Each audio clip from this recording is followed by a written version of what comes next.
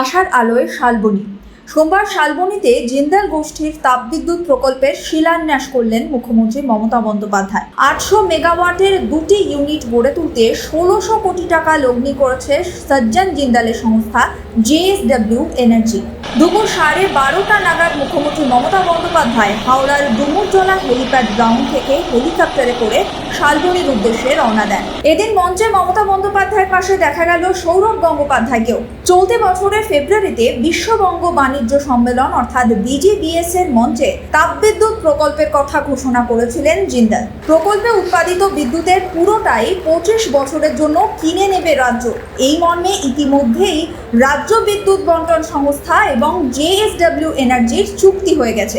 রাজ্যে বিদ্যুতের ব্যবহার বৃদ্ধির সুযোগ রয়েছে। যেভাবে নগরায়ন ও তথ্য প্রযুক্তি ক্ষেত্র প্রসারিত হচ্ছে তাতে আগামী দশকে বিদ্যুতের চাহিদা কয়েক গুণ বাড়বে বলে মনে করছেন জিন্দাল গোষ্ঠীর কর্তা। মঞ্চ থেকে এদিন কি বক্তব্য রাখেন মুখ্যমন্ত্রী জানাবো আপনাদের। শালবনীর তাপবিদ্যুৎ কেন্দ্রের জন্য রাজ্যের 23 জেলায় উপকৃত হবে, কর্মসংস্থান হবে 15,000-এর, এমনই বার্তা দিলেন মমতা। আগামীকাল সোলার প্ল্যান্টের উদ্বোধন করবেন বলেও জানালেন মুখ্যমন্ত্রী।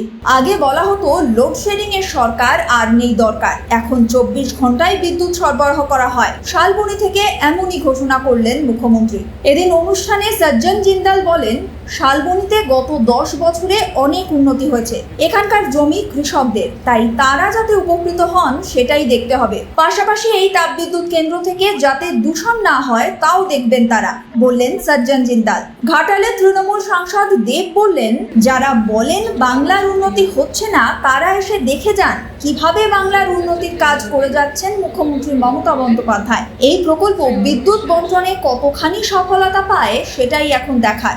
Bureau report, sky news Bangla.